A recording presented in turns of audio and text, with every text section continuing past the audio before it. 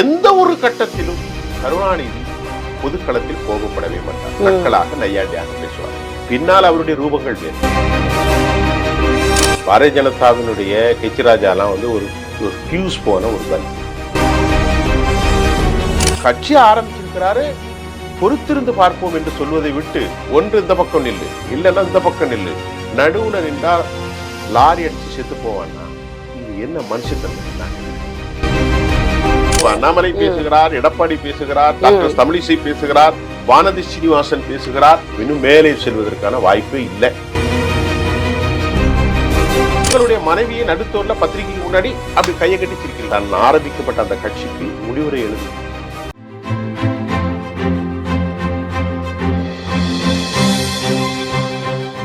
GeM தொலைக்காட்சி நேயர்களுக்கு வணக்கம். இன்று அரசியல் ஆடுகளம் நிகழ்ச்சியில் நமது சிறப்பு விருந்தினராக வருகை புரிந்திருப்பவர் மூத்த பத்திரிகையாளர் சுஃபியன் சார் அவர்கள்.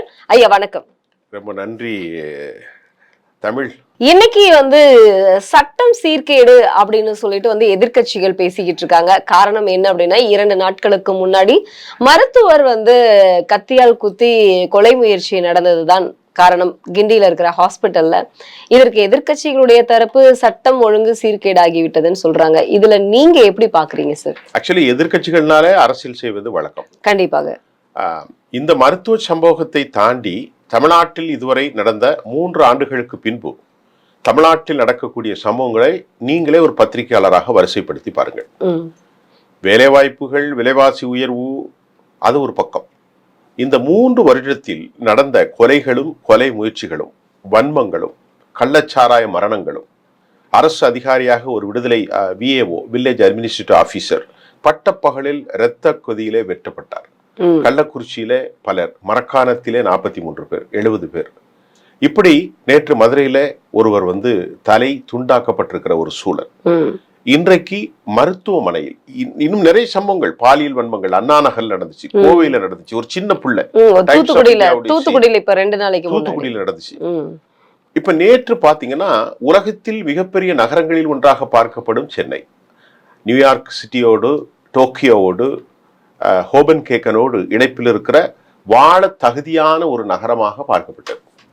எனக்கு தெரிய வட இந்தியர்கள்லாம் சென்னையில ஏன் வாழ்றீங்க, ஒரு ராணுவ மிலிட்டரி ஜெனரல், தமிழே தெரியாது, அவருடைய மனைவி விட்டு போறாரு ஒரு 7 வருஷத்துக்கு முன்னாடி, ஏன்னா இங்க கொஞ்சம் பாதுகாப்பா இருப்பாங்கன்னு சொல்லி. அப்படிப்பட்ட ஒரு நகரம் கிண்டி, தலையாய ஒரு பகுதி, சிப்காட்ல இருக்கக்கூடியது, பல்லாயிரக்கணக்கான மக்கள் கூடுகிற, கவர்னருடைய மாளிகையிலிருந்து கூப்பிட்ட குரல் பக்கத்தில் இருக்கிறது, எல்லாமே இருக்கிற அந்த இடத்துல உள்ள போய் 7வது மாடியில் 2வது மாடியில் இருக்கும் ஆங்காலஜி டிபார்ட்மெண்டுடைய துறை தலைவர் டாக்டரை வெட்டி படுகொலை செய்வதற்கு முயற்சி செய்திருக்கிறார்கள் என்றால் இது சட்ட ஒழுங்கு கேடு இல்லாமல் எது? எதிர்கட்சிகள் அரசியல் செய்வார்கள், அது எது கிடைத்தாலும் பேனை பெருமாளாக்குவது அது எதிர்கட்சிகள், அதுதான் எதிர்கட்சிகள். அமெரிக்காவிலும் அது ஜோ பைடனுக்கும் டொனால்ட் ட்ரம்புக்கும் நடந்ததே, அது தவறில்லை. அப்ப இதற்கு என்ன மறுப்பு சொல்ல போறீர்கள்?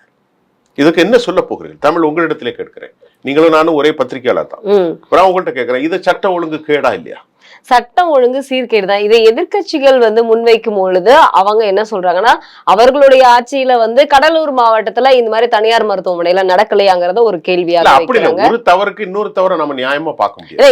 இப்ப ஆளுங்கட்சியாக இருக்கிறவங்க அந்த காரணத்தை தான் முன்வைக்கிறாங்க. அவங்களுடைய ஆட்சியில நடந்ததை விட இப்போ நடக்கிறது ரொம்பவே குறைவுதான் அப்படின்னு சொல்லி சொல்றாங்க. அதாவது தவறுகள் அங்கொன்றும் இங்கொன்றும் நடப்பது தவறில்லை. அப்பாவு சொன்னார் கொஞ்ச நாளைக்கு முன்னாடி, வீட்டுக்குள்ள நடக்கிற படுகொலைக்கெல்லாம் திமுக அரசு பொறுப்பேற்க முடியுமா என்று. முடியாது. கணவன் மனைவிக்குள்ள நடக்கிற தகராறுகள், தூங்கி கொண்டிருக்கும் போது வெட்டி போடுவது, இதுக்கெல்லாம் அது சரிதான். ஆனால் இது வீட்டுக்குள்ள இல்ல. இந்த விஷயத்தை மட்டும் நாம இப்ப பேசுறோம். விஏயோட விஷயம் வீட்டுக்குள் நடக்கல, பணி செய்து கொண்டிருக்கும் போது வெட்டப்பட்டார் பிரான்சிஸ், எங்க முறப்பநாட்டுல, வள்ளநாடு பக்கத்துல, தூத்துக்குடியில. அதே போன்று போலீஸ் துறைக்கும் அரசாங்கத்தினுடைய மத்தியில் இருக்கக்கூடிய மிகப்பெரிய ஒரு சின்ன ஊராக இருக்கக்கூடிய கள்ளக்குறிச்சியில சாராயம் காவல்துறைக்கு பின்னாலே விற்கப்பட்டது. 65 பேர், 70 பேர், பல பேர் இன்னைக்கு நடைப்பிணமாகத்தான் வாழ்கிறார்கள்.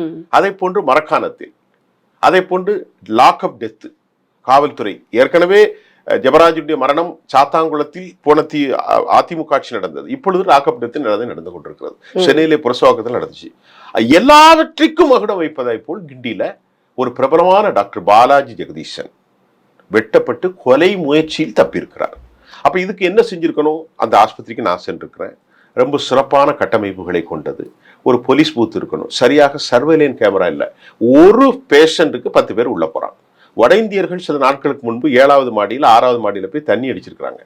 இப்ப இந்த சம்பவங்கள்லாம் நடக்கும்போது இதுக்கு பொறுப்பு யார் என்றால், but elected bodies should have a responsibility to constrain in every activity. Their eyes to be continuously watching. என்ன நடக்குதுன்னு பார்க்கணும். கண்டிப்பா ப்ரொடெக்ட் பண்றது. அப்ப எதுக்கு நாங்க எல்லாத்தையும் கண்காணிக்க முடியாது? அவங்க சொல்ல முடியாது. இப்ப நான் சொன்ன சம்பவம் ஒரு சின்ன ஊர்ல நடக்கல, உசிலம்பட்டியில நடக்கல, ஏதோ ஒரு மலை கிராமத்தில் நடக்கல. உலகின் பெரிய நகரமான சென்னையின் பிரதானமான இடம். சென்னையில கூட ஒதுக்கப்பட்ட இடம் இருக்கு. அந்த பக்கத்துல பட்டாபிராம், அந்த பக்கம் தாண்டி திருவள்ளூர் தாண்டி ஆவடி தாண்டி அல்ல, சென்னையில் பிரதானமான இடம். மிகப்பெரிய ஐடி கம்பெனிக்கெல்லாம் பிரபலமாக இருக்கக்கூடிய அங்கதான் நடந்திருக்கு. இப்போ நீங்க சொல்றது போல பிரபலமான ஒரு மருத்துவரை வந்து கொலை முயற்சி செஞ்சிருக்காங்க, விக்னேஷ் அப்படிங்கிறவரு. இப்போ இந்த கொலை முயற்சிக்கான காரணம் என்ன அப்படின்னு மருத்துவர் சங்கங்களுடைய துணை செயலாளர் முன்வைக்கக்கூடிய கருத்து என்ன அப்படின்னா, மருத்துவர்களின் பற்றாக்குறைக்கு காரணம் தான் பாலாஜி அவர்கள் வந்து அவர்களை வந்து சிடுசிடுன்னு பேசுறது, ரொம்ப கோபமாக பேசினதுக்கு காரணம் அப்படின்னு சொல்றாரு. அவர் கோபமாக பேசி சரியான வந்து தகவல் கொடுக்காததுனாலதான் ஒரு தனி மனிதன் தாக்குதல் வந்து இப்படி ஏற்பட்டு சொல்றாங்க. பாலாஜி எனக்கு தனிப்பட்ட முறையில் நம்ம நண்பர். நான் ஒரு 5-6 கேஸ ட்ரீட் பண்ணியிருக்கேன். ரொம்ப நைஸ் மேன். அதிகமா பேச தெரியாதவர். தமிழ் அதிகமா கூட பேச மாட்டார், ஆங்கிலம் தான் அதிகமா பேசுவார். திருச்சியில் உள்ளவர். அவங்க வைக்கக்கூடிய குற்றச்சாட்டு என்ன தெரியுமா? 2 விஷயத்துக்கு உங்களுக்கு பதில் சொல்றேன். அவர்களுடைய அறியாமை, இன்னசென்ஸ். வந்திருக்கிறது லங் கேன்சர். நிமிடத்து கணக்கில் அது மிக வேகமாக ஸ்ப்ரெட் ஆகக்கூடிய திசுக்களால் பாதிக்கப்படக்கூடிய ஒரு கடுமையான வியாதி. அந்த மக்களுக்கு அதை அறிந்து கொள்வதற்கு புரியல. அவங்க வெளியே போயிருக்கிறாங்க. சவிதா ஒரு போயிருக்கிறாங்க, SRM போயிருக்கிறாங்க. அங்க யாரோ மிஸ்கைட் பண்ணியிருக்கிறாங்க. இவங்க பண்ணக்கூடிய ட்ரீட்மெண்ட்ல தான் உங்களுக்கு இந்த அளவுக்கு மோசமடைந்து விட்டது என்று தவறான செய்திகளை உளவியல் ரீதியாக அந்த பையன்கிட்ட போட்டிருக்காங்க. அந்த பையன் வந்து தன் அம்மாவின் மீது கடும் பாசம் கொண்டவன். நான் அமெரிக்காவில் டாக்டர் சாந்தா, உங்களுக்கு தெரியாது, அவங்க இறந்துட்டாங்க. 2016 தனது வாழ்க்கை தியாகம் பண்ணி 88 வயது மயிலாப்பூர்ல சேர்ந்தவங்க தான். அவங்கள நான் பேட்டி கண்டேன் 1.5 மணி நேரம் ஒரு தொலைக்காட்சிக்காக. 2016 ஒரு வெள்ளிக்கிழமை மதியம். எல்லாம் கேட்டுவிட்டு டாக்டர் சாந்தாட்ட இந்தியாவை தவிர வேறு நாடுகளில், வளர்ச்சியடைந்த நாடுகளில் இந்த புற்றுநோய்க்கான தீர்வு என்னவாக இருக்கும் என்றார். அவர்கள் அதற்கு பதில் இது மட்டும்தான். என்ன சொன்னார்கள்? அதுக்கு கீமோதெராபி மட்டும்தான். உலகில் நீங்க எங்க போனாலும் வேற ட்ரீட்மெண்ட் கிடையாது அப்படின்னு சொன்னாங்க. அப்ப இந்தியாவில் அந்த ட்ரீட்மெண்ட்டை தான் டாக்டர் பாலாஜி கொடுத்திருக்கிறார். அப்ப அந்த பையனும் அந்த பெண்ணும் அவர்களுக்கு புரியவில்லை. புரியுதா உங்களுக்கு? டாக்டர் எல்லாரையும் பார்த்து பேசிக்கொண்டிருக்க முடியாது. அடுத்தடுத்த கேஸ் பின்னாடி நிப்பாங்க. அப்ப பாதிக்கப்பட்டவர்கள் தங்களுக்கான grievances, they wanted some grievances to share with somebody. அது அவர்கள் ஏற்படும் தாங்களை பிறரிடத்திலே அவர் பகிர்ந்து கொள்வதற்கு விரும்புவார்கள். அப்ப அரசு என்ன செய்யணும்? இந்த மாதிரியான கடும் போக்குமான ஒரு நோயாளிகளை கவுன்சிலிங் கொடுக்கறதுக்கு ஒரு செட்டப் வைக்கணும். 2வது நீங்க கேட்ட கேள்வி என்னன்னா, பல்லாயிரக்கணக்கான மருத்துவர்கள் பற்றாக்குறை இருக்கிறது. ஆமா, 2500 பணியிடங்கள் வந்து இப்போ வரைக்கும் காலியா இருக்கு. அப்ப கொரோனா காலத்தில் உயிரை துச்சமென மதித்தவர்கள் இந்த மருத்துவர்கள், கொரோனா காலத்தில் இந்த உயிரை துச்சமென மதித்தவர்கள் இந்த செவிலியர்கள். அவர்கள் போராடுகிறார்கள். கொரோனா காலத்தில் பணியில் இருந்தவர்களுக்கு வாக்கு கொடுத்த ஸ்டாலின் அரசு இன்றைக்கு அவரை கண்டுகொள்ளவில்லை. இப்போ அவர் ஏற்கனவே வந்து சொன்னது போல வந்து நாங்க மருத்துவர்கள் பற்றாக்குறையை வந்து நாங்க வந்து சரி செய்வோம், இதுக்கு மேல வந்து பாதுகாப்பு பணியை வந்து சரி செய்வோம் நான் வந்து அவரு தகவல் வந்து வெளியிட்டிருக்காரு. அமைச்சர் மா சுப்பிரமணியன் அவர்களும் வந்து அந்த தகவல் தான் வெளியிட்டிருக்காங்க. ஆனா என்னுடைய கேள்வி என்ன அப்படின்னா, நம்மளுக்கு வந்து பாத்தீங்கன்னா மேற்கு வங்கம் மாநிலத்துல ஆகஸ்ட் 19ஆம் தேதி மருத்துவ குழு சங்கங்கள் வந்து சேர்ந்து ஏற்கனவே இந்த மாதிரி ஒரு சம்பவம் மேற்கு வங்கத்துல நடந்ததுனால ஒரு ஆலோசனை கூட்டம் நடத்தினாங்க. அந்த ஆலோசனை கூட்டத்துல தமிழ்நாடு மருத்துவ சங்கங்கள் சார்பாக வந்து நடத்தப்பட்ட ஆலோசனை கூட்டத்துல பாதுகாப்பு நடவடிக்கை எடுக்கப்படும் சொன்னாங்க. இதுவரைக்கும் எடுக்காததற்கு காரணம் என்ன? யாரு பொறுப்பு? காரணம் என்னங்கிற 2வது யார் எடுத்திருக்கணும்? நான் கேட்கறேன். நானே உங்கள்கிட்ட கேள்வி கேட்கறேன். இப்ப நான் இந்த கேள்வியில நான் வந்து ஒரு கேள்வியாளரா மாறுறேன். நிபுணர். இப்ப நீங்க பதில் சொல்லுங்க. யார் எடுத்திருக்கணும்? தமிழக அரசு எடுத்திருக்கணும். ஏன் எடுக்கல? Why didn't you take action till now? இல்ல அதனாலதான் இப்போ ஏன் எடுக்கல அப்படிங்கிறதுக்கு வந்து அவர்களுடைய விளம்பர அவர்கள் அரசின் விளம்பரத்தை மட்டுமே பார்த்து கொண்டிருக்கக்கூடிய அரசு மக்களின் உயிரை வந்து துச்சமாக நினைத்து விட்டது அப்படிங்கிறது என்னுடைய கருத்து. நன்றி. அதான் இப்போ இரண்டு தரப்பில், அதாவது மனிதர்கள் தானே, பேஷண்ட்டும் மனிதர் தான், மருத்துவரும் மனிதர் தான், கண்டிப்பா நிருபர்களும் மனிதர் தான். மனிதர்களுக்கு எல்லாருக்குமே இந்த கிரியேஷன் ஒரு தகவமைப்பை அடாப்டேஷன் உருவாக்கிறது. கோபம், தாபம், எரிச்சல், ஏமாற்றம், விரக்தி, ஃப்ரக்ஷேஷன் இதெல்லாம் உள்ளடக்கிய ஒரு பாடி தான் வந்து மனிதர்கள், ஒரு ஹியூமன். அது என்ன ஃபார்ம்ல இருந்தாலும் சரி, எந்த மருத்துவ சிகிச்சையில இருந்தாலும் சரி, அதுதான் நடந்திருக்கிறது. ஆனால் இதையெல்லாம் நடக்காமல் கண்காணிக்கக்கூடிய பொறுப்பில் அரசு இருக்கணும். இப்ப சின்ன சின்ன மருத்துவத்துல பெட் இல்லங்கிறது இல்ல, இதை வைத்து ரொம்ப பெரிய ஆஸ்பத்திரி. இதை வச்சு எதிர்க்கட்சிகள் வந்து அரசியல் செய்து அண்ணாமலை பேசுகிறார், எடப்பாடி பேசுகிறார், டாக்டர் தமிழிசை பேசுகிறார், வானதி சீனிவாசன் பேசுகிறார், எல்லாரும் பேசுகிறார்கள். ஏன் நடிகர் விஜய் கூட பேசியிருக்கிறார், சீமான் வழக்கம் போல பேசிதான் இருப்பார். அது அவர்களுடைய தொழில் போட்டியில் அப்படித்தான் இருக்கும். நான் அப்படி பேசவில்லை. நான் I am not on behalf of the representative of opponents.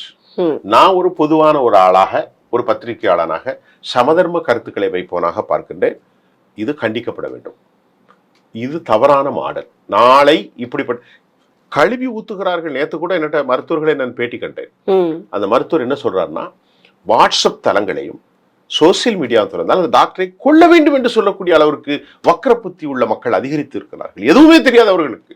இங்க இருந்து 500 கிலோமீட்டர் கன்னியாகுமரி மார்த்தாண்டம் தாண்டி இருக்கக்கூடியவன் பேஸ்புக்ல எழுதுறான், அந்த டாக்டரை கொலை செஞ்சிருக்கணும். எந்த உண்மையும் தெரியாது. ஆக இப்படிப்பட்ட போக்கு மதவாதத்தை, தீவிரவாதத்தை, சாதியவாதத்தை, இனவாதத்தை கட்டமைப்பதை போன்று கொலைவாதமும் கட்டமைக்கப்படுகிறதோ என்று அஞ்சுகிறேன். இதற்கு முழு பொறுப்பு இருக்க வேண்டிய பொறுப்பு தமிழ்நாடு அரசு மட்டும்தான். இப்போ இந்த அரசுக்கு பதிலாக வேறு யாராவது நல்ல அரசு தருவாங்களா அப்படின்னு மக்கள் எதிர்பார்த்துட்டு இருக்கிற பட்சத்துல அதிமுகவுக்கும் திமுகவுக்கும் மோதல் ஏற்பட்டு கொண்டே இருக்கிறது. இதுல இவர் வந்து நான் அங்க வருவேன், வரமாட்டேன், இருக்கு இல்ல அப்படிங்கிற மாதிரி வந்து எடப்பாடி அவர்கள் ஏன் குழப்பத்திலேயே இருக்கிறதா பேசுறாரு? எடப்பாடி வந்து ஒரு தோல்வியாக்கப்பட்ட ஒரு தலைவர், அதிமுகவை அழிவு பாதையில் கொண்டு செல்லக்கூடிய ஒரு தலைவர். எப்படின்னு கேட்டா, எடப்பாடிக்கு சசிகலா மேடம் அவர்கள் இருக்கிறார்கள்னா 1000 கருத்து வேறுபாடு அதிமுகவை தாண்டி சசிகலா அவர்களின் மீது பலருக்கு இருக்கலாம், எடப்பாடி மீது இருக்கலாம், மற்றவர்கள் யார் பேர் இருக்கலாம். ஆனால் எடப்பாடி என்கின்ற ஒரு மனிதரை இந்த உயரத்தில் கொண்டு வைத்தது அவர் கட்சியினுடைய சசிகலா அவர்கள் தான். இல்லையே, இப்போ அவங்க என்ன சொல்றாங்க, நம்ம எல்லாரும் இணைந்து நிற்போம். இப்பொழுது கள நிலவரம் மோசமாக இருக்கின்றது. நான் கேட்கிறேன், ஒரு முறை நீங்கள் தோல்வி அடையலாம், 2 முறை தோல்வி அடையலாம், 5 முறை தோல்வி அடையலாம், 10 முறை தோல்வி அடைய முடியுமா? 11 முறை வாய்ப்பு கொடுக்க முடியும். 10 முறை தோற்றாச்சு, 11வது முறை விக்கிரவாண்டியில் நான் போட்டியில் இல்லை என்று ரிவோக், அதாவது என்னது வெளிவந்துட்டாரு. அதுக்கப்புறம் அவரை 12வது முறை 11 முறை தோல்வி அடைந்த பிறகு 10 முறை கண்டெஸ்ட் பண்ணி தோத்தாச்சு. மாநகராட்சி, ஊராட்சி, பேரூராட்சி, சட்டமன்ற தேர்தல்கள், 2019, 24 நாடாளுமன்ற தேர்தல்கள், இடைத்தேர்தல்கள், எல்லாவற்றிலும் தோல்வி கண்டாச்சு. எம்பி தேர்தல் நடந்துச்சு, தோல்வி கண்டு எதிலுமே வெற்றி பெற முடியல. அப்ப மக்கள் என்ன நினைக்க, அவருடைய வாக்குறுதி செல்வி ஜெயலலிதா இருக்கும்போது 44%, இன்றைக்கு 23. எப்பொழுது விஜய் போன்ற வந்தவர்களால் அவர் யார் வாக்கை பிடுங்க போகிறார், சீமானுடைய வாக்கை என்றுதான் அதிக செய்திகள் வருகிறது. அவர் எல்லா வாக்குகளும் கை வைப்பார். எப்பவுமே ஆரம்பத்துல வரக்கூடியவர்களுக்கு people have been expecting more. ஏதாவது புதுசா வராதா நமக்கு எதிர்பார்ப்புகள். ஒரு சினிமாட்டிக் இருக்கு, ஒரு கரிஸ்மாட்டிக் பர்சனாலிட்டி. சினிமாவில் ஆயின்னு சொன்னவரை மக்கள் அப்படி இருப்பார் நம்பினாரு. அதை டாக்டர் எம்ஜிஆர் அவர்கள் செய்து முடித்தார். நம்ம வந்து ரியல் லைஃப்ல இருக்கிறது ரியல் லைஃப்ல வராதான்னு மக்கள் எதிர்பார்ப்பாங்க. ஏன்னா மக்கள் பாவம் பாதிக்கப்பட்டிருக்காங்க. ஆக இப்ப திமுக கவர்மெண்ட்ல 1000 ரூபாய் தவிர ஏதாவது பொறுப்பா நடந்திருக்கா? இல்ல. இன்னைக்கு 4000 ரூபாய் கரண்ட் பில், எலக்ட்ரிக் பில் கட்டினவங்க இன்னைக்கு 8000 கட்டுறாங்க. அதே மாதிரி பத்திரப்பதிவுகள், அதே மாதிரி மின்சாரத்தினுடைய விலை எல்லாமே ஏறிட்டு. ஒரு 1000 ரூபாய் கொடுத்து 46,000 ரூபாய்க்கு வியாபாரம் நடக்கிறது. இது 46,000 கோடி ரூபாய்க்கு லாபம் கிடைக்கிறது மதுவுல. 18,000 20,000 கோடி பத்திரப்பதிவுல கிடைக்குது. அப்ப அதை வைத்துக் கொண்டு 1000 ரூபாயை கொடுத்து விட்டு குடிகாரன் வீட்டுக்கு 1000 ரூபாய், குடிகாரன் இடத்திலிருந்து தினமும் 300 400 ரூபாய், 12,000 ரூபாயை அவனை குடிக்க வைக்கிறாய். அவன் வீட்டுக்கு, அவன் பெண்டாட்டிக்கு 1000 ரூபாயை கொடுக்கிறாய். இது என்ன குடும்பம்? சரி, தமிழ்நாட்டுடைய போக்குவரத்து துறை முழுவதுமாக அழிந்து போயிருக்கிறது. காரணம், தமிழ்நாட்டுடைய இலவச பஸ் பாஸுக்கு தமிழ்நாடு அரசு ஏற்கனவே நிதியை போக்குவரத்து கழகத்துக்கு கொடுக்கப்படவில்லை. அவர்களுடைய போராட்டம், மின்சார தொழிலாளர்கள் போராட்டம், இடைநிலை ஆசிரியர்கள் போராட்டம், ஆசிரியர்களுடைய போராட்டம், அரசு ஊழியர்களுடைய போராட்டம், ஜேட்டோஜிய போராட்டம், எதை வைத்து நாங்கள் ஃபுல்ஃபில் ஆகும்? அடுத்த விஷயத்துக்கு வருவோம். நீங்க சொன்ன மாதிரி அதிமுக முழுமையாக தோல்வி கண்டிருக்கிறது. இந்த முறை அவர்கள் யாரையும் இணைக்காமல் இதே எடப்பாடி நின்றால் கட்சி உரு தெரியாமல் போய்விடும். இதுதான் அதிமுக பத்தி நீங்க கேட்ட கேள்வி. இப்போ பாஜகவுடன் வந்து கூட்டணி அப்படிங்கிற மாதிரி பேசினாரு. அதுக்கு ஜெயக்குமார் அவர்கள் மறுப்பு தெரிவிச்சிருந்தாரு. ஆனா இப்போ ஹெச் ராஜா அவர்கள் அதிமுக வீட்டு வாசல்ல வந்து நாங்க வந்து உங்களுடைய கூட்டணிக்காக நாங்க காத்துட்டு இருக்கல அப்படின்னு வந்து ஒரு கோபமான ஒரு பதிலடியை கொடுத்திருக்கிறாரு. இப்போ பாஜகவுக்கும் அதிமுகவுக்கும் இப்ப போர் வந்து 3 இருக்கு. இதை எப்படி நீங்க பாக்குறீங்க? இல்ல, இப்போ பாரதிய ஜனதாவினுடைய ஹெச் ராஜாலாம் வந்து ஒரு பியூஸ் போன ஒரு பல்பு, ஒரு பெரிய அரசியல்வாதின்னு சொல்ல முடியாது அவரை. ஏன்னு கேட்டீங்கன்னா அவர் பேசுறதுல எந்த ஒரு நியாயமும் தர்மமும் இருக்காது. அது மட்டும் இல்லாமல் ஒரே குறிக்கோளோடு பேசுகிறவன் ஒரு அரசியல் தலைவனாக இருக்க முடியாது. அது மட்டும் அல்லாமல் பாரதிய ஜனதா வந்து முழுமையாக தங்கள் வாக்கு வங்கியை யார் மீது பயணித்தால் வெற்றி பெற முடியும் என்ற நிலைக்குத்தான் இருக்காங்க. கண்டிப்பா கடந்த முறை அவர்கள் கூட்டணி அமைத்து 8% வாக்குகளையும் ஒட்டுமொத்தமாக 19% வாக்குகளையும் பெற்றார்கள். இப்ப இந்த நாடாளுமன்ற தேர்தலில் இன்றைக்கு தமிழ்நாட்டினுடைய சினாரியோ கம்ப்ளீட்டா மாறி இருக்கிறது. அவர்களோடு அன்று கூட்டணியில் இருந்த பாட்டாளி மக்கள் கட்சி 26ஆம் கூட்டணியில தமிழ்நாட்டுடைய சட்டமன்றத்துல இருக்க போறது இல்லை. நல்லா கவனிச்சுக்கிடுங்க. இன்றைக்கு ஒரு மாற்று சக்தியாக விஜய் வரப்போறார். தமிழக என்ன கழகம்? தமிழக வெற்றி கழகம் தாவக வரப்போகிறது. அப்ப தாவக யாருடைய ஓட்டுகளை எல்லாம் பிடிக்க போகிறார்கள் என்று பார்த்தால், இப்பொழுது இந்த போட்டி சூழலில் திமுக, தாவக, அதிமுக இப்படித்தான் வரப்போகிறது.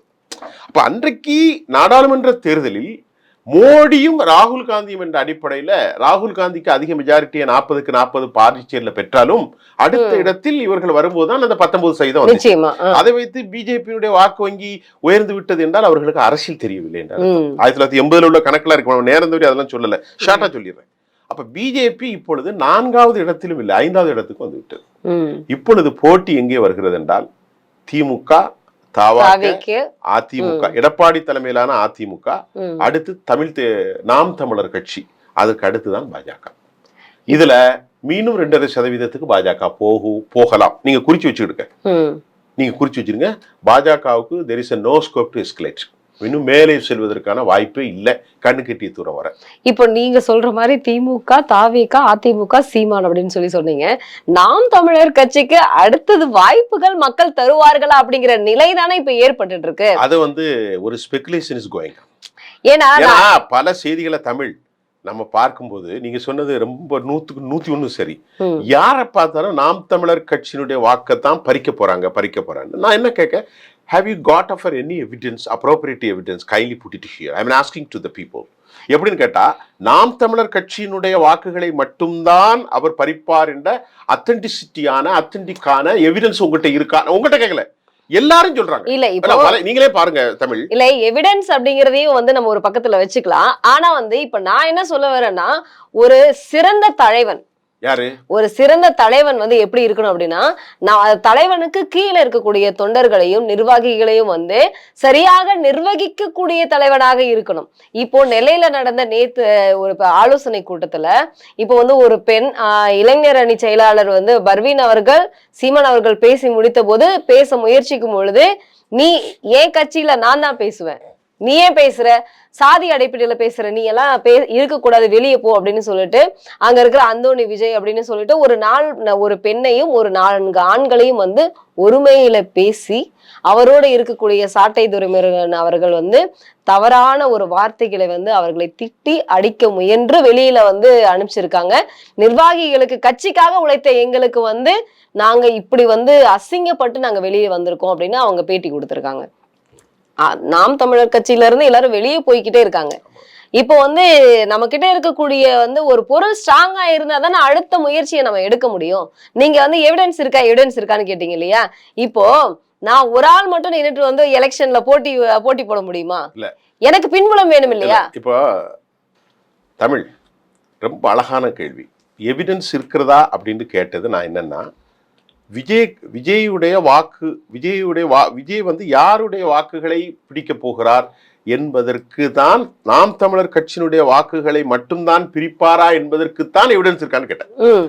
நான் என்ன நினைக்கிறேன், விஜய் வந்து திமுக வாக்கை பிரிக்கலாம், அதிமுக வாக்கை பிரிக்கலாம், பிஜேபி வாக்கை பிரிக்கலாம், எல்லாருடைய வாக்கையும் பிரிக்கலாம். இல்ல நாம் தமிழர் கட்சியினுடைய வாக்கை மட்டும்தான் பிரிப்பார் என்று சொல்வதற்குத்தான் எவிடன்ஸ் கேட்டேன். இதுக்கு நான் பதில சொல்லிட்டேன். அது எனக்கு தெரியாது, உங்களுக்கும் தெரியாது, ஒருத்தருக்கும் தெரியாது. ஏன்னா விஜய் வந்து கண்டெஸ்ட் பண்ணல இன்னும் எலெக்ஷன்ல. கண்டெஸ்ட் பண்ண பிறகுதான் அவர் யாரை, அவருடைய அரசியல் பிரவேசம் யாரை கடுமையாக பாதித்திருக்கிறது, tremendous effect on which party, டிராஸ்டிக்கா கடுமையா வியக்கத்தகு அல்லது கடும் பாதிப்புக்கு எந்த கட்சி உள்ளாகி இருக்கிறத நம்ம வெயிட் அண்ட் see. இப்ப நீங்க சொன்னீங்க இல்லையா எவிடன்ஸ் இருக்கான்னு, நான் வந்து விஜய் வந்து சீமானுடைய கட்சியை வந்து பிரிப்பாரா, இதுக்குதான் எவிடன்ஸ் இருங்க. நான் ஒரு பதில் சொல்லிடுறேன். என்னன்னா சீமான் அவர்கள் தான் வந்து கொள்கையின் கோட்பாடு வேறதா இருக்கு, நீ வேற எதிரிதான் சொல்லிட்டு அவராகவே வந்து தன்னுடைய கட்சியினுடைய பலத்தை விளம்பரத்திற்காக வந்து தாவேகா கட்சி அவர் தான் உள்ள எடுத்து பேசுறாரு. மற்ற ஊடகங்களோ மற்ற பத்திரிகையாளர்களோ மக்களோ வந்து பேசவே இல்லை. அவர் வந்து பயத்துல பேசுற மாதிரியான ஒரு கருத்துக்களை தான் வந்து முன்னாடி வச்சுட்டு இருக்காரு. நீங்க சொன்ன கருத்தம் என் கருத்தம். அதாவது ஒருவன் வியாபாரம் போடுறாருன்னா மத்த கடைக்காரலாம் அமைதியா இருப்பான். திமுக பதிலே சொல்லல. ஆமா, நேத்து மரியாதைக்குரிய சசிகலா அம்மையார் அவர்கிட்ட கேட்கும்போது அவங்க சொன்னாங்க பொறுத்திருந்து பார்ப்போம்னு போயிட்டாங்க. ஆமா, இப்படி எல்லா கட்சிகளும் பாரதிய ஜனதாவும் பெரிய அளவுல ஒன்னும் தாக்குதல் நடத்தல. ஆமா, கம்யூனிஸ்டுகள் அவர்கள் பதிலே சொல்லல. திமுக கூட விடுதலை சிறுத்தைகள் கொஞ்சம் பிளே பண்ணாங்க, கொஞ்சம் பேட் பண்ணாங்க, அப்ப டிஃபென்ஸ் பிளே பண்ணிட்டாங்க, அப்படி நின்னுக்கிட்டாங்க. இப்ப நீங்க சொன்னதான் நானும் கேக்குறேன், உனக்கு மட்டும் ஏன் இந்த பரட்டம் நான் கேக்குறேன். பராசக்தியில சொன்ன மாதிரி தடாகத்தில் இருக்கக்கூடிய பச்சைகளை திங்கக்கூடிய உயிரினங்கள் இருக்கும்போது உனக்கு மட்டும் ஏன் இந்த பதட்டம் நான் என்ன கேக்குறேன். அதுதான் சீமானுக்கு இருக்கக்கூடிய வீக்னஸ். கட்சி ஆரம்பிச்சிருக்கிறாரு, பொறுத்திருந்து பார்ப்போம் என்று சொல்வதை விட்டு ஒன்று இந்த பக்கம் நில்லு, இல்லைன்னா இந்த பக்கம் நில்லு, நடுவுல நின்றா லாரி அடிச்சு செத்து போவான்னா இது என்ன மனுஷத்தன்மை நான் கேட்கிறேன். சீமானை பத்தி இது குறிப்பிட்ட நேரத்துல சொல்றேன். நேற்று நடந்தது என்னமோ என்ன, கொண்டையங்கோட்டை மறவர் சமூகத்தை சேர்ந்தவர் யாரு, நம்முடைய துரைமுருகன் சாட்டைய வெளியிருந்து போறவன் சொல்றான், அவருடைய சமூகத்தை தான் பேசுறாரு, அண்ணன் சீமான் என்ன கூப்பிட்டு பேசுறாரு. சீமான் இன்னைக்கு இல்ல, தமிழ் பல வருஷமா அவர் என்ன பேசுறாருன்னு அவருக்கு தெரியல. ஒருவேளை தவறா நினைக்க கூடாது, அவர் தன்னிலை மறந்த ஒரு நிலையில்தான் பேசுகிறாரோ என்ற சந்தேகம் வருகிறது. ஒரு அரசியல் தலைவனை பாருங்கள், திரு கருணாநிதியை பாருங்கள், சூட்சம மிக்கவர். பொதுக்களத்தில் என்னுடைய நண்பர் தோழர் மணி இருக்கிறார், இந்தியா டுடே மணி பேட்டி கொடுப்பாரு, அவருக்கு எனக்கு நண்பர்.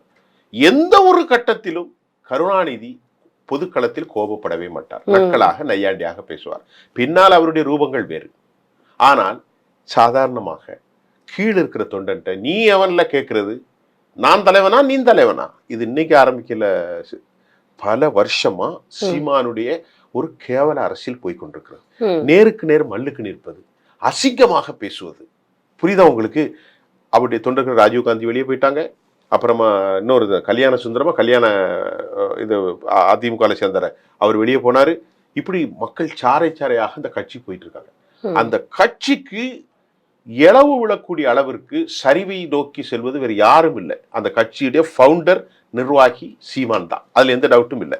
இப்போ நீங்க சொன்னீங்க திராவிடம் இல்ல அவருக்கு தமிழ் தேசியம் தான் அப்படின்னு சொல்லி இப்போ சீமான் சொன்னதா சொல்றீங்க. ஆனா 2008 அந்த காலகட்டங்கள்ல அவர் பேசின வீடியோ மேடை பேச்சுகள் எல்லாமே நம்ம பார்த்தோம்னா, திராவிடம் இல்லை என்றால் தமிழும் இல்லை, தமிழ்நாடும் இல்லை அப்படின்னு சொல்லி சொன்னாரு. அதாவது இதான் நான் சொல்ல வந்தேன். ஒட்டுமொத்த பொய்களின் உருவம் தான் சீமான். நான் ஒரு நிமிஷம் எனக்கு கொடுங்க தயவு செய்து. சேக்குவாரா படத்தனி முன்னாடி போட்டிருந்தாரு. சேக்குவாரா நீங்க எல்லாம் அப்போ ஒரு 10 வருஷத்துக்கு முன்னாடி ஒரு கொஞ்சம் சின்ன பிள்ளையா இருந்திருப்பீங்க. சேக்குவாரா வந்து யாரு, அர்ஜென்டினாவில் பிறந்தான். அவன் வந்து பொலிவிய ராணுவத்தால் சுட்டுக் கொல்லப்பட்டான். அவருடைய போராட்டம் கியூபாவில் இருந்தது, ஃபெடல் காஸ்ட்ரோவோடு. அவன் இறந்த பிறகு அவனுடைய உடலை கிடத்திருந்தார்கள், வெறித்து பார்த்தான். இறந்த பின்பு கூட போட்டோகிராஃபிலாம் அவனை பார்த்து பயந்தார்கள். அப்படிப்பட்ட போர் வீரன், அர்ஜென்டினாவில் பிறந்த அவன் ஒரு மருத்துவன், பொலிவிய ராணுவத்தால் சுட்டுக் கொல்லப்பட்டு வேறொரு நாட்டு மக்களுக்காக போராடினான். அப்போ நீ அப்படிப்பட்ட கொள்கை உண்டா?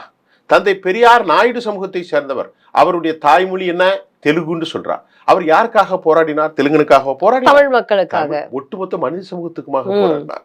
பேராசான் அம்பேத்கர் மனித சமூகத்திற்காக போராடினார். இதையெல்லாம் சொல்லி திராவிட இயக்க மேடைகளில் பேசி பேசி எல்லாவற்றையும் மறந்துவிட்டு இன்றைக்கு நீ எப்படி எதிர்ப்பாய்? ஒன்று. இரண்டாவது, சிவாஜிலிங்கம் எம்பி எனக்கு இலங்கையோடு நெருக்கமான தொடர்புகள் உண்டு, விடுதலை புலிகளோடு இன்றும் உண்டு. சிவாஜிலிங்கம் எம்பியோடு நான் சாப்பிட்டு கொண்டிருக்கும் போது என்கிட்ட சொல்றாரு, இலங்கையில ஒரு முறை இந்தியாவுக்கு வந்திருந்த போது, சீமான் யாருன்னு எங்களுக்கு தெரியாது, பல சினிமாக்காரர்கள் வருவார்கள், அப்போ ஒரு பொய்ய வடிகட்டின ஜமக்காலத்தில் பொய்ய சொல்றிய, உயிருக்கு போராடி கொண்டிருக்கிற ஒரு தமிழ் தேசிய தலைவன் தன் உயிரை பற்றி பேசுவானா? சீமானுக்கு ஆமகறி வாங்கி கொடுப்பானா? பொண்டாட்டி மதவதனை வச்சுக்கிட்டு டைனிங் டேபிள்ல சாப்பிட்டுட்டு இருந்தா பிரபாகரன். அன்றைக்கு உயிருக்கு மலை பிரதேசங்களில் மலைக்காடுகளிலும் சிங்கள ராணுவத்துடைய பேராதிக்கத்தை எதிர்த்து அவர்கள் கண்ணிவெடி தாக்குதல் நடத்தி அபாயகரமான நிலையத்தில் இருக்கும்போது தமிழ்நாட்டில் இருக்கக்கூடிய ஒரு சின்ன நடிகனுக்கு போய் அவருக்கு நல்ல சாப்பாடை வை, எவ்வளவு பொய் நீ சொல்லியிருப்பா? இந்த மாதிரி பொய் உலகத்துல யாராவது சொல்லியிருக்கலாம்? நீங்க சொல்லுங்க தமிழ். சீமானுக்கு முன்னால நின்றுகிட்டு மதிவதனி அண்ணிட்ட சொன்னாரா, அவன் என்ன சாப்பிடான்னு குறிப்பு எழுதி வச்சுக்கோ, இதான் பிரபாகரனுக்கு வேலை. சொன்னார்கள். மொத்தம் ஒதுக்கப்பட்ட நேரம் 10 நிமிடம். அதில் சீமானுக்கு செக்யூரிட்டிலாம் போக 2 நிமிடம் தான். அப்படி கிட்டத்துல வந்து நின்று அப்படி போயிட்டார், அவ்வளவுதான். இதை வைத்து ஒரு அரசியல் செய்கிறார். ஆனா சர்வாதிகாரமாக ஆட்சி நடத்தினால் மட்டுமே சிறந்த தலைவனாக இருக்க முடியும் அப்படின்னு சொல்றாரு. சர்வாதிகாரம் பண்றவர்கள் வந்து ஒரு சிறந்த தலைவனாக இருக்க முடியுமா? சர்வாதிகாரம் என்பதில் பல விவகாரம் இருக்கிறது. இன்னைக்கு சர்வாதிகாரம் சில நேரத்திற்கு தேவைப்படும். ஏனென்றால் அடக்குமுறைகள் செல்லாமல் பல மக்கள் விரோத சக்திகளை அடக்கிவிட முடியாது. ஆனால் ஜனநாயக சக்திகளை சர்வாதிகாரம் கொண்டு அடக்கினால் அது வெறும் ரெவல்யூஷனாக உருவாகிவிடும், போராட்டம் உருவாகிவிடும். ஒரு கேள்வியை மட்டும் சொல்லுகிறேன், தனிப்பட்ட வாழ்க்கையில் நான் யாரையும் சொல்ல மாட்டேன். விஜயலட்சுமி என்ற ஒரு பெண் இருக்கிறார், அவர் ஒரு சினிமா நடிகை. ஒரு தலைவனுக்கான அழகு என்ன என்று நீங்கள் ஆரம்பிக்கும் போது கேட்டீர்கள். ஒரு அரசியல் தலைவன் ஒழுக்கமாக இருக்க வேண்டும், ஊரை உலையில் போடவிடக்கூடாது, பொய் சொல்லக்கூடாது, வன்மங்களில் ஈடுபடக்கூடாது, சாதி மத அடையாளமற்றவனாக இருக்க வேண்டும். பிறப்பால் நானும் நீங்களும் ஒரு சாதி அடையாளத்துக்குள்ள அடையாளப்படுத்தி விட்டோம், அது இயற்கை. விஜய் சொல்வதை போல் பிறப்புக்கும் எல்லா உயிருக்கும். ஆனால் இங்கே அந்த விஜயலட்சுமி என்ற பெண் உன் தாயை பத்தி பழித்து பேசுகிறார்களே, அதுக்கு நீ என்ன பதில் சொல்கிறாய்? எவ்வளவு இழிவு பாருங்க. அந்த விஜயலட்சுமி என்று திரைத்துறை நடிகை 2009 முள்ளிவாய்க்கால் முகாமில் படுகொலை செய்யப்பட்டது. ஒரு ஜெனோசைட், ஒரு எத்னிக் லிஞ்சிங் நடந்து கொண்டிருந்த போது என்னோடு அவன் லாட்ஜியிலே இருந்தான். மறுக்க முடியுமா சீமான் என்று பொதுக்களத்தில் அந்த பெண் கேட்கிறாளே, அது உன்னுடைய கண்ணியத்தை பாதிக்காதா? சீமான் அவர்களே, மரியாதைக்குரிய தமிழ் தேசிய தலைவரே, உங்களுடைய கண்ணியம் பாதிக்காதா? உங்கள் தாயாரை பழித்து பேசக்கூடிய கடுமையான சொல்லை அந்த பெண் சொல்லுகிறாளே, அதுக்கெல்லாம் நீ என்ன பதில் சொல்கிறீர்கள்? உங்களுடைய மனைவியை நடுத்தோர்ல பத்திரிகைக்கு முன்னாடி அப்படி கையை கட்டி சிரிக்கிறீங்க. இவ்வளவையா போய் லவ் பண்ணான்னு சொன்னா, இதெல்லாம் ஒரு பெருமையா? இது ஒரு பெருமையா? இந்த பெண்ணை குறித்து கேள்வி கேட்கிறார்கள். விஜயலட்சுமி இப்படியே பேசி கொண்டிருந்த போது எங்க வீட்டுல ஏதாவது தாரார வராது கேட்கும்போது, சீமானுடைய ஒய்ஃப் பேர் என்னது? அந்த அம்மா. அந்த அம்மாவை பார்த்து கேட்கிறாரு, என்னம்மா சொல்லுவாங்க? அந்த அம்மா சொல்றாங்க, இவளையிட்ட வேற பொண்ணு கிடைக்காதுன்னு அவங்க சொன்னாரு. இவர் உடனே ஹாஹான்னு சிரிக்கிறாரு. இது ஒரு தலைவனின் இலக்கணமா, அடையாளமா? எவ்வளவு அசிங்கம் பாருங்க. தனிப்பட்ட முறையில் அவர் இல்லீகலா கான்டாக்ட் வச்சுட்டாரு, இல்லெஜிட்டிமேட் கான்டாக்ட் வித் சம்படி, அது எல்லாரும் உண்டு. அது அந்த கதைக்கு நான் போக மாட்டேன். பரிசுத்தம் யார், ஒழுக்கம் யார் என்றெல்லாம் எனக்கு தேவையில்லை. ஆனால் ஒரு தமிழ் தேசியத்தை, தமிழ் வாழ்வியல் முறையை சேக்கிழாரிலிருந்து தொல்காப்பியம்லேருந்து அந்த காலத்திலிருந்து எதெல்லாமோ பேசுறா. திராவிட தேசியத்தை பேசுறா, தமிழ் தேசிய பார்க்கிறா, சைவத்தை பேசுறா, வைணவத்தை பேசுறா, கானபத்தியத்தை பேசுறா, கௌமாரத்தை பேசுறா, சாத்தத்தை பேசுறா, எல்லாவற்றையும் பேசுறா. ஆனால் உனது வாழ்க்கை ஒரு பெண் வந்து அசிங்கமாக பேசுகிறார். அதே ஒரு சாதாரண தொண்டன் அண்ணா சொன்னா, தம்பி நீங்க வருத்தப்படாதீங்க, நீங்க சொல்றதே நாங்க பண்ணோம், நீ என்னடா கேட்கறது, கட்சி நான் தலைவனா நீ தலைவனா போடா அப்படின்னா நீங்க கேட்டீங்கல்ல. இப்படி எந்த ஒரு அரசியல் தலைவனும் பேச மாட்டான், உலகத்துல எந்த தலைவனும் பேச மாட்டான். ஆகவே தன் ஆரம்பிக்கப்பட்ட அந்த கட்சிக்கு முடிவுரை எழுதுவது சீமான் தான். உங்களுடைய சிறப்பான கருத்துக்களை எங்களோட செலவிட்டதற்கு மிக்க நன்றி. நன்றி.